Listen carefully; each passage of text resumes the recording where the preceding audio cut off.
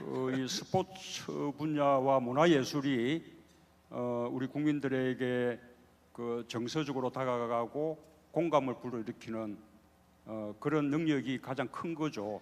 말하자면 이제 홍보 효과가 큰 거 아니겠습니까? 예를 들면 스포츠 같으면 뭐 김연아 선수 또는 뭐 박태환 선수, 뭐 손현재 선수, 뭐 이런 분들이 그 국민들에게 굉장히 사랑받죠. 또 우리 문화 예술을 보면 우리가 위안부 합의 뭐 규탄하지만 정치인들이 목청 높이 규탄하는 것보다 소녀상 하나, 그것이 우리 국민들에게 호소해 주는 게 훨씬 더 크지 않습니까? 우리 세월호 참사 마찬가지죠. 우리가 규탄하지만 또 그것을 이 거짓이 참을 이길 수 없다 이런 노래를 만든다든지 또는 추모 문집을 만든다든지 여러 가지 또 문화예술 활동, 이게 보다 많은 국민들에게 공감을 불러일으키거든요. 그러니 문화예술 분야와 체육 분야를 정권의 목적에 좀 따르도록 그렇게 장악하려고 하는 거죠. 그게 이번에 드러났던 우리 문화예술계의 블랙리스트. 뭐 저는 정말 미안한 게 그 중에 무려 7,000명이 저를 지지했다는 이유로 블랙리스트에 올랐거든요. 그리고 체육계도 마찬가지입니다. 드러나지 않았지만 실제로는 문화예술계 못지않은 그런 블랙리스트가 그동안 존재해 왔습니다. 정말 문화예술, 그다음 저 체육 분야는 정부는 지원하되 간섭하지 않는 그런 정책이 꼭 필요합니다. 말씀 중에 소녀상 이야기가 나왔는데요.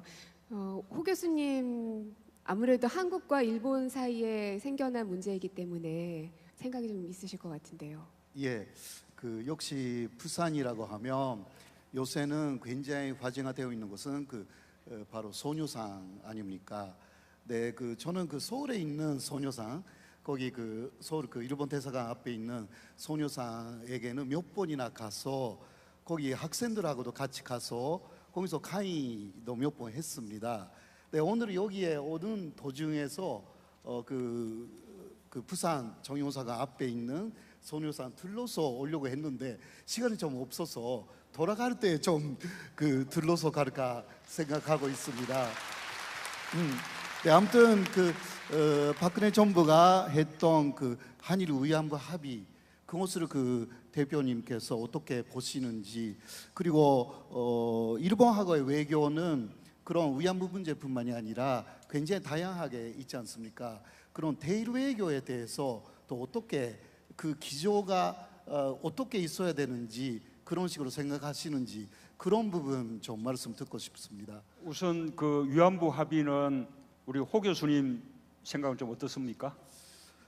위안부 합의는요, 뭐 한마디로 당사자 위안부 피해자 할머니들의 위교원을 거의 듣지 않고 나라 대 나라만이 합의를 했기 때문에 당사자가 납득하지 않았던 그런 합의는 원천적으로 재협상해야 되는 것이 아닌가, 그렇게 생각합니다. 예, 저도 똑같은 생각이고요. 거기에 더 한다면 지금 양국 간의 합의 내용이 지금 정확하게 공개가 되지 않고 있습니다. 양국 외교부 장관이 공동 기자회견으로 밝힌 내용이 전부인데, 그 내용에 의하면 이 소녀상 문제는 정부가 관련 단체들하고 협의해서 적절히 해결되도록 노력한다라고 되어 있어요. 그런데 부산의 우리 소녀상 민간이 만든 거 아닙니까? 그 민간이 설치를 했죠. 근데 거기에 대해서 일본이 주한 일본 대사를 본국 소환하고 부산 총영사를 또 본국 소환하고 지금 5달이 되도록 지금 돌아오지 않고 있거든요. 그 다음에 양국 간의 통화 스와프 관계를 중단하고, 그래서 역사상 유례없는 초강도의 보복 조치를 취하고 있거든요.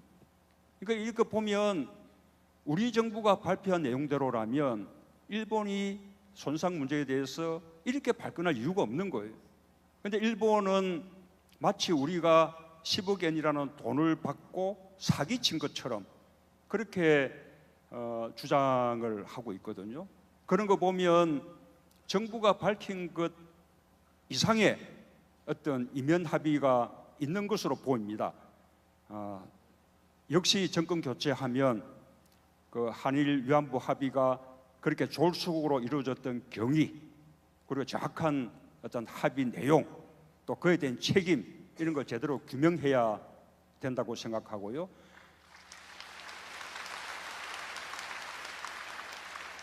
그래서 저는 일본의 어떤 법적 책임, 그리고 그에 대한 어떤 공식적인 사죄, 이것이 담기지 않은 합의는 무효라고 그렇게 생각하고, 그런 올바른 합의가 되도록 다시 일본과 협상을 촉구를 하겠습니다.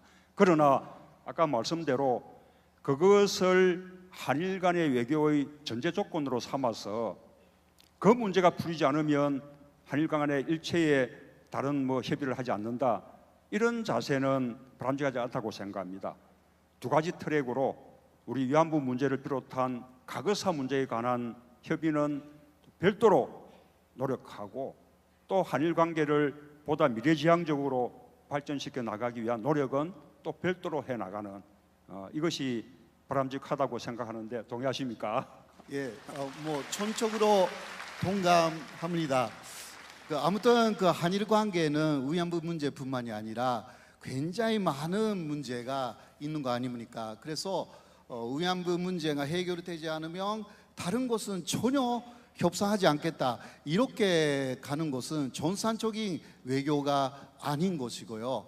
사실상 박근혜 정권은 그런 식으로 해버렸기 때문에 3년 정도는 대일 외교가 완전히 자승자박이 마비된 것입니다. 그러니까 모든 게 중요하지만 하나하나 전문성을 더 키워서 위안부 문제에 대해서도 그것을 해결할 수 있는 전문성을 키워서 다른 것도 모두 전문성을 키워가지고 정확하게 한국의 국익에 맞는 그런 외교를 해야 된다, 그렇게 생각하고 대표님께서 대통령이 되신다면 그런 외교를, 전산적인 외교를 복원하실 것이라고 믿고 있습니다. 네. 그리고 이분의 목소리를 또 들어야 되는데 참 심장이 떨리네요. 네, 교수님. 지금 저 세 분 게스트는 지금 말씀 들어보시면 저의 관점으로 보면 행정부 수장으로서의 문재인이 어떤 일을 할 것인가에 대한 얘기를 하신 것 같습니다. 근데 전 약간 다른 얘기를 말씀드리고 싶은데, 이제 행정부 수장이신데 행정부 수장으로 지금까지 말씀해 오셨던 여러 가지 사회 대개혁은 법으로 통과가 돼야 됩니다. 즉 정당과 입법부를 상대를 해야 됩니다. 근데 법 하나 통과되기가 쉽지 않은 게 지금 현재 국회 선진화법이란 게 있어가지고 웬만한 법률은 법사위를 통과해야 되는데, 법사위의 자유당 간사가 누구신가 하면 김진태 의원이십니다. 김진태 의원이 저희 학교 학생들이 뽑은 최악의 동문 3위에 오르신 분입니다. 1위는 우병우, 2위는 조윤선, 3위는 김진태입니다.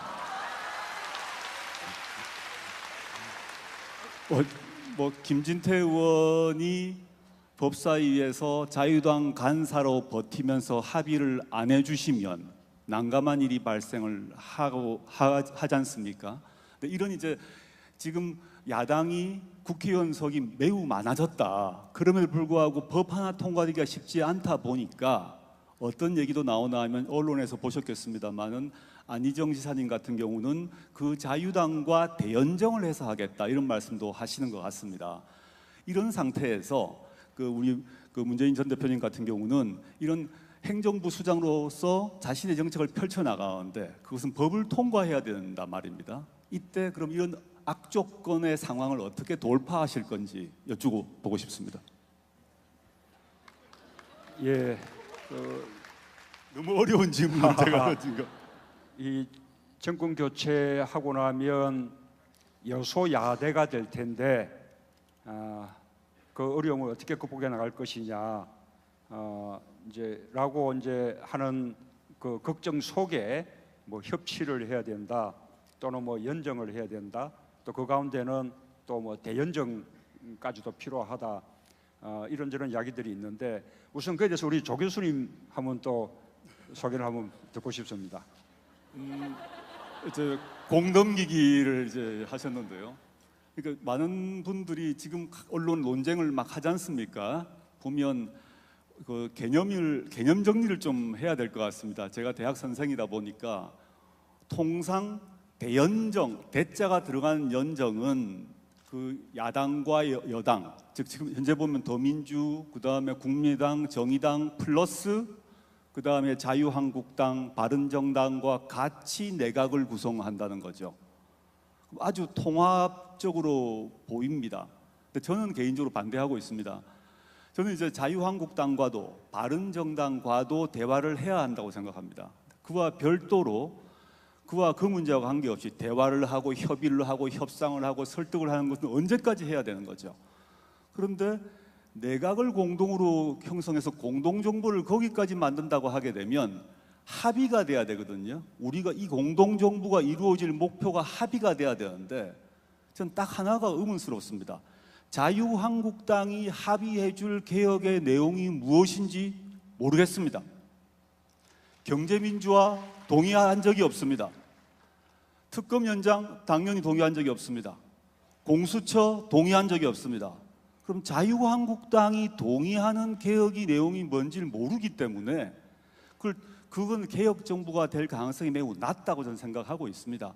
그래서 저는 저 개인적으로는 현재 촛불 민심이 제일 중요한 게 현재의 국면을 끌고 온 게 누굴까? 물론 정치인의 역할이 큽니다만은 근본적 힘은 촛불 민심에 있다고 보고 이 국면을 끌어온 촛불 민심의 마음을 담는 사람들끼리 그 마음을 받아 안는 정당끼리 공동을 해야죠.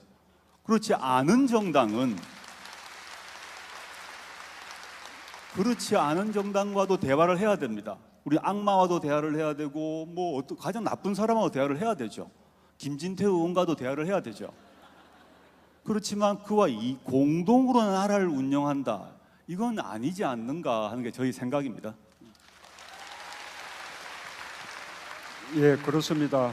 우리가 대화와 타협의 정치도 해야 되고 또 통합의 정치도 해야 되고 뭐 그것을 위해서는 연정도 우리가 이제 할 수 있는데 다만 그 목표는 우리 촛불 민심이 요구하는 적폐청산 그리고 새로운 대한민국을 위한 대개혁 이걸 위해서 필요한 거죠.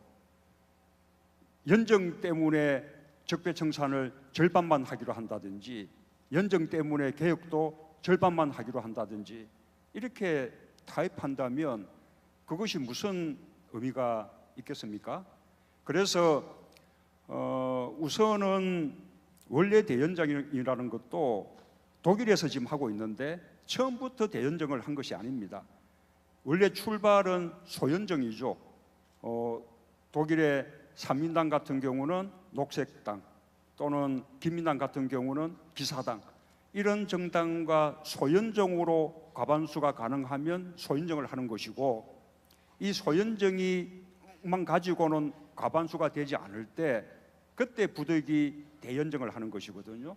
지금은 야 3당만 이렇게 함께 해도 과반수를 넘길 수 있습니다.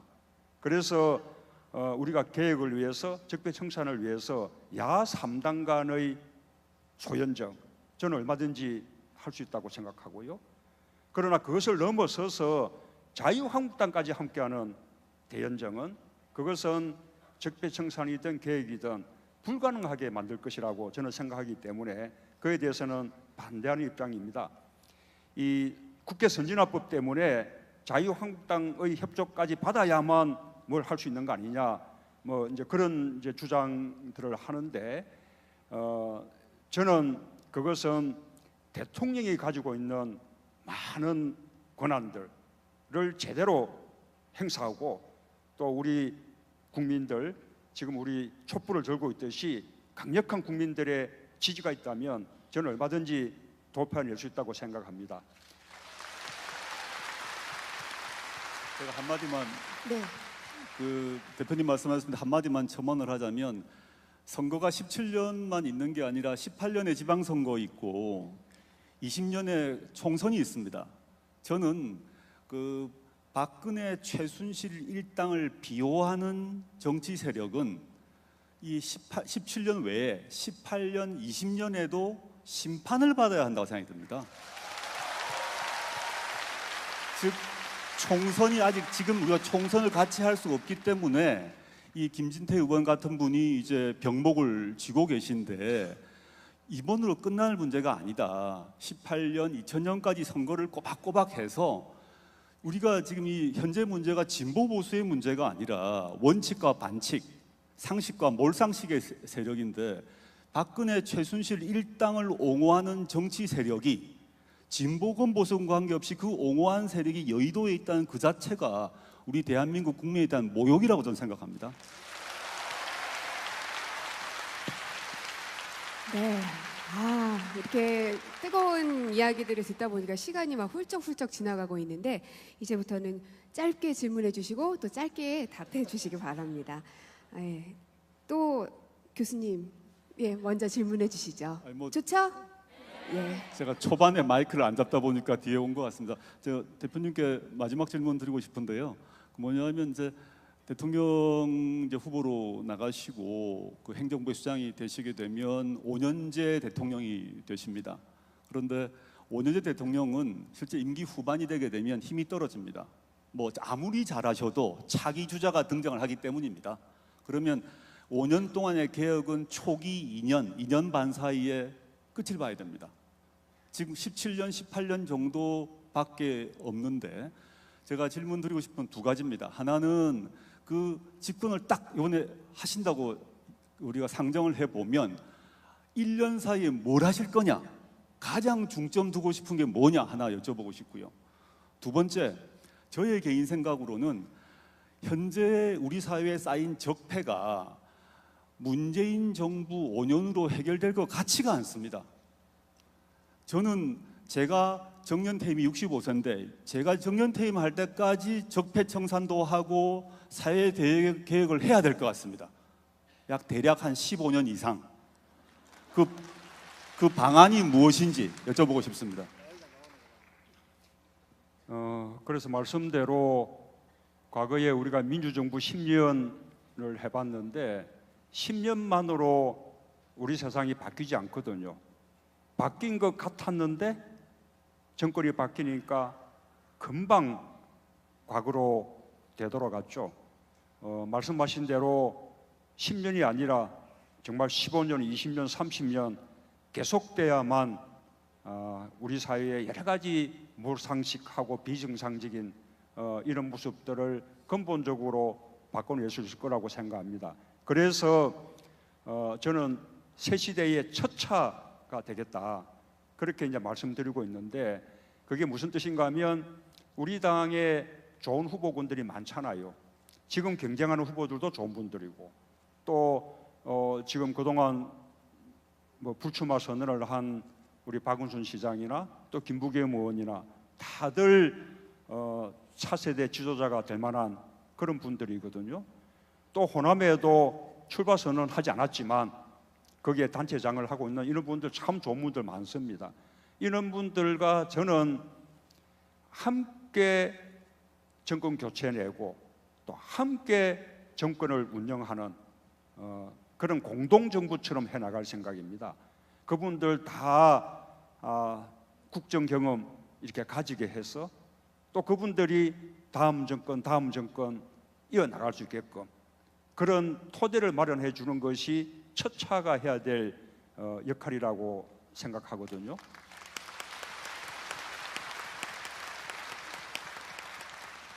첫 번째 질문은요, 정말 참 어려운 시기인데 지금 조기 대선이 되고 나면 금년도 국정은 박근혜 정부가 편성해둔 예산, 그다음에 박근혜 정부가 세워둔 사업계획에서 크게 벗어나기가 어렵습니다. 그래서 우선 저는 가장 시급한 것은 일자리 문제라고 생각하는데, 제가 공약했던 일자리 우선 아주 시급한 그 시작을 위해서 당선되자마자 조기에 추가 경정 예산을 편성하는 것이 그것이 우선 과제라고 생각합니다. 그다음에 우리가 지금 이 많은 적폐들을 만들어낸 근본 원인들이 있죠. 그 원인들을 제거해야만 적폐가 이제 청산될 수 있는 것인데, 그 가장 큰 근본 중에 하나가 권력기관들의 적폐이지 않습니까? 권력기관을 개혁하는 일. 그다음 두 번째가 재벌 체제 때문에 또 많은 적폐가 생겨나고 있는데, 이 재벌을 개혁하는 일, 이런 일들은 우리가 법을 통해서도 이렇게 개혁하려는 노력을 하겠지만, 만약에 법이 통과되지 않는다면 대통령이 가지고 있는 모든 수단 방법을 총동원해서 저는 첫 해부터 강력하게 해나갈 계획입니다.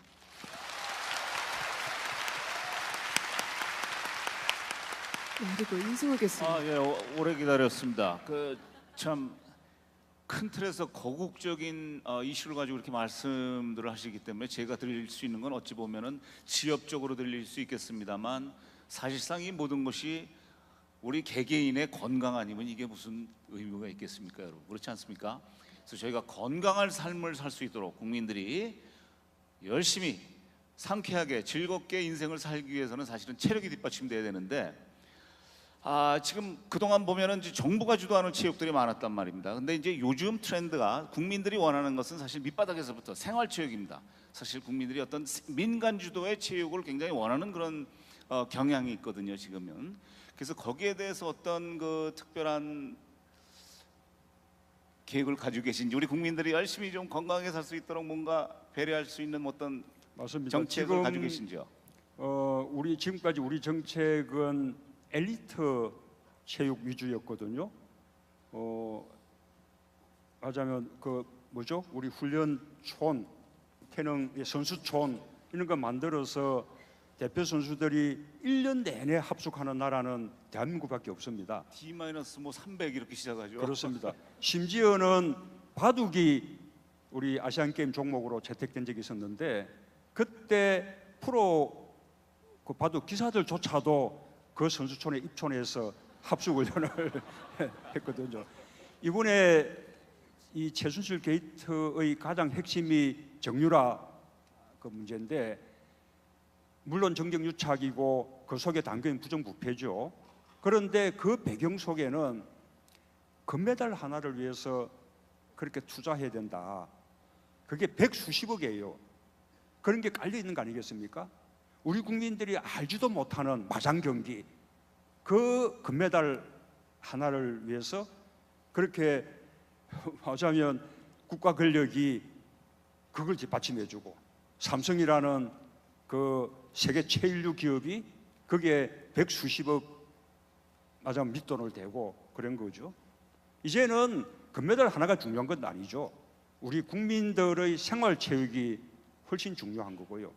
지금 학생들도 세계에서 학생들의 신체 활동량이 가장 적은 나라가 바로 대한민국입니다. 전부 수능 시험 공부만 하니까 체육 시간이 편성돼 있어도 체육 시간에 체육하지 않고 공부하는 거죠. 그런데요, 체육 시간을 제대로 활용하는 학교가 오히려 학업 성적이 더 높다라는 그런 식의 통계도 있거든요. 그래서 이제는 일반 학생들도 운동을 하는, 그리고 운동 선수도 공부를 하는 그런 시대가 되어야 되는 거죠. 운동 선수들도 방과 후에 운동을 하고 수업은 다 받고, 그 다음에 일반 학생들도 방과 후에는 적어도 한 사람당 한 종목씩은 종사 활동을 하게끔 그렇게 만들고, 그런 식의 스포츠 활동이 대학 진학할 때 그것이 또 하나의 반영되기도 하고 하는 이런 식으로 대한민국 이 체육 교육 그다음에 또 생활 체육 이런 부분을 대전환해야 한다고 그렇게 생각합니다. 적극 동감입니다. 감사합니다. 그런데 이제 사실은 죄송합니다. 지금 학교 체육을 말씀하셨는데 사실은 그러기 위해서는 사실은 요즘 보면요 학교 운동장이 선생님들하고 방문객들의 주차장으로 일부 사용되는 경향이 많이 있어요. 사실 어떻게 보면은요 운동장이라는 거는 21세기 요즘 같은 산업화 시대에는 사실상 그린벨트라고도 할 수 있다고 생각합니다. 그래서 학생들이 뛰어놀 수 있는 공간 확보하는 게 굉장히 필요하다고 생각되는데 그것도 좀 배려를 많이 좀 정책적으로 해주시기 바랍니다. 운동장뿐만 아니고 운동장만 가지고는 이제 우천시에는 체육 활동을 못 하게 되지 않습니까? 그리고 이제는 수영 정도는 모든 국민들이 자기 구조를 위해서도 다 할 수 있어야 되거든요.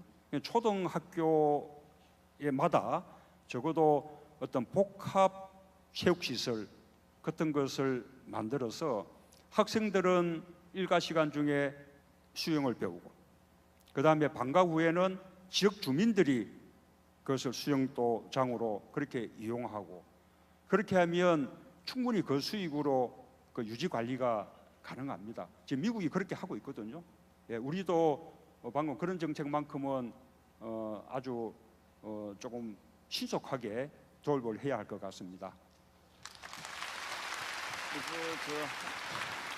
네, 그리고 또 정경진 부시장님. 예, 우리 부산 경제에 대해서 조금 말씀을 드려야 되겠습니다. 최근 우리 조선산업 구조조정 또 우리 해운산업 구조조정하는 과정에서 상당히 우리 부산 시민들이 어려움을 겪고 있습니다. 경제 상황도 그 여파로 아주 어려움에 처해 있습니다. 특히 우리 국적선사 제1위이고 또 세계 7위인 그 한진해운이 그 파산되는 이 과정에서 정부나 금융당국이 그 해양과 이 관련이 없는 전문성이 없는 일반 논리를 가지고 이렇게 결정을 하다 보니까 그 우리 부산 아까 저기 보니까 우리 박인호 우리 그 부산항 살리기 회장님도 오시고 김일호 회장님도 오셨는데 시민단체가 그렇게 그거를 말리고 또 시에서도 건의를 했습니다마는 제도적으로 어쩔 수 없이 그런 결과를 가져왔습니다. 그래서 최근에 아직 발표는 안 했습니다만 부산시에서 뭐 각 당의 대선 공약으로 이렇게 요청할 자료를 이렇게 만든다고 언론에 났었는데 거기 보면은 부산을 해양 특별시로 하는 그런 어떤 법률을 만드는 걸 건의하겠다고 이렇게 있었습니다. 그래서 하여튼 우리 대표님께서는 해양도시에서 태어나시고 또 자라시고 했기 때문에 저희들 뭐 기대가 큰데 여기에 대해서 고견을 좀 말씀해 주시기 바랍니다. 예, 이 부분은 조금 시간이 필요한데요. 이 부산의 그 비전은 이 부산의 이제 지리적인 이점을 극대화하는 데 있는 거죠. 부산은 대륙과 해양을 잇는 교량 그런 같은 도시입니다. 이제 이 장점을 최대한 살려야 하는데 하나는 우리 지도를 지금같이 있는 그대로 보면 보이는 비전이고요. 하나는 우리 지도를 거꾸로 돌려놓고 보면 보이는 비전입니다. 저는 지금 우리 지도 이 남북으로 이렇게 되어 있는 이 지도만 보는 것은 우리 사고를 굉장히 경직되게 한다고 생각합니다. 그 지도를 보면 서울만 보이잖아요. 지방은 보이지 않죠. 부산은 저 아래에 있으니까 더더욱 보이지 않고 부산 밑에 있는 바다는 더 안 보이죠. 그래서 그 지도와 이것을 정반대로 돌려놓고 보면 이제는 지방이 보입니다. 부산이 맨 위에 있기 때문에 더 잘 보이고요. 그 다음에 부산 앞으로 대한민국 앞으로 광대한 해양 그리고 그 해양 건너 일본이나 다른 대륙들 다 이제 보이게 되죠. 그래서 저는 만약에 제가 대통령이 되면 모든 관공서나 공공 부분에는 두 가지 지도를 함께 비치하도록 그렇게 할 계획이에요. 지도를 거꾸로 놓고 보면 보이는 비전이 대한민국은 해양으로 가야 된다. 대한민국의 미래 비전은 해양 강국이 되는 것이다.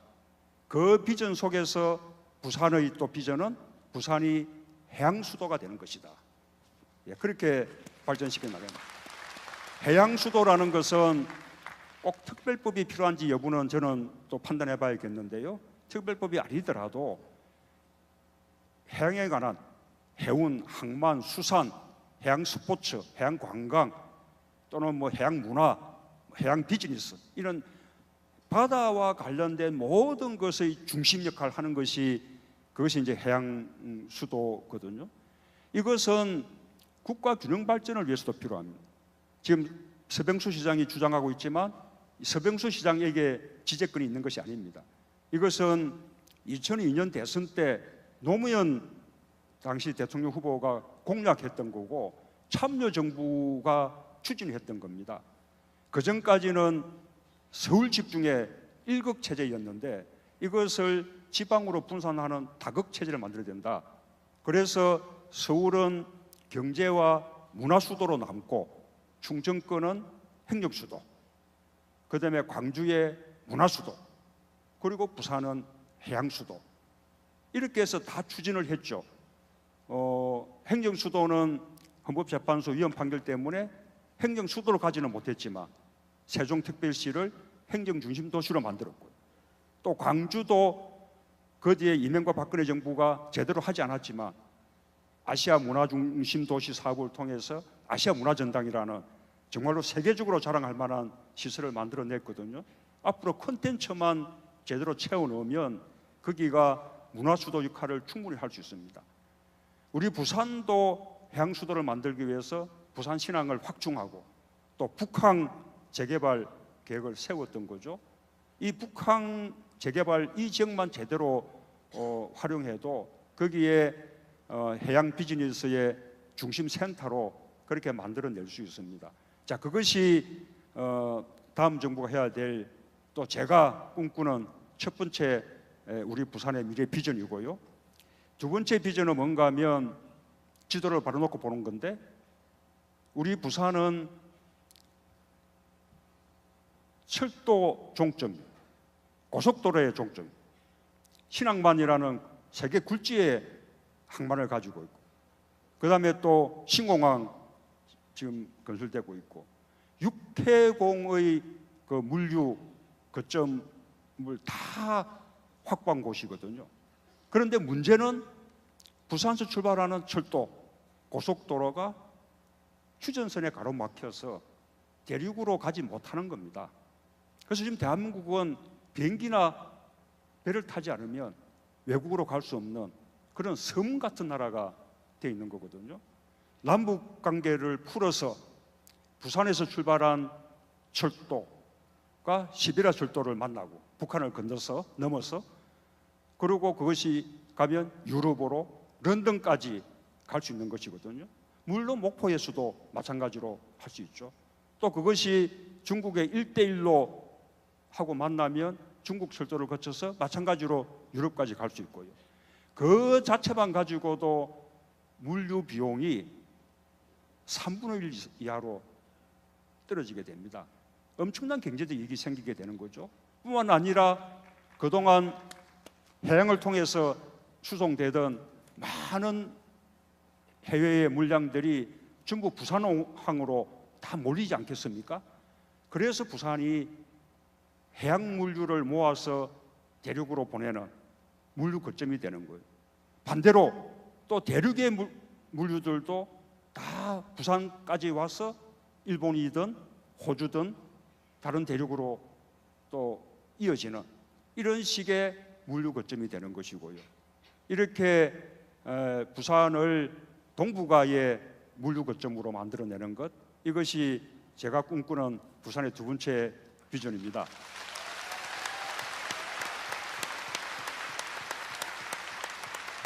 그런데 이것은 지방정부의 어떤 역량으로서는 부족해요. 서병수 시장이 아무리 해양수도를 이야기하고 특별법을 이야기해도 부산의 힘 가지고는 되지 않습니다. 중앙정부의 강력한 추진 의지가 필요한 것이고요. 또 중앙정부와 부산지방정부와의 호흡도 맞아야 되는 거죠. 그래서 다음 정권 교체 이후에는 다음 지방선거에서 부산의 정권도 우리가 바꿔주셔야 합니다.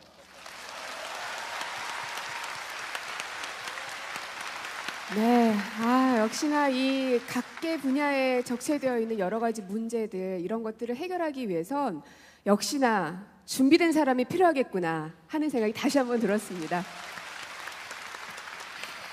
네, 오늘 많은 이야기 나눠주신 우리 네 분 게스트 선생님들 그리고 대표님께 다시 한번 큰 박수 부탁드립니다. 고맙습니다.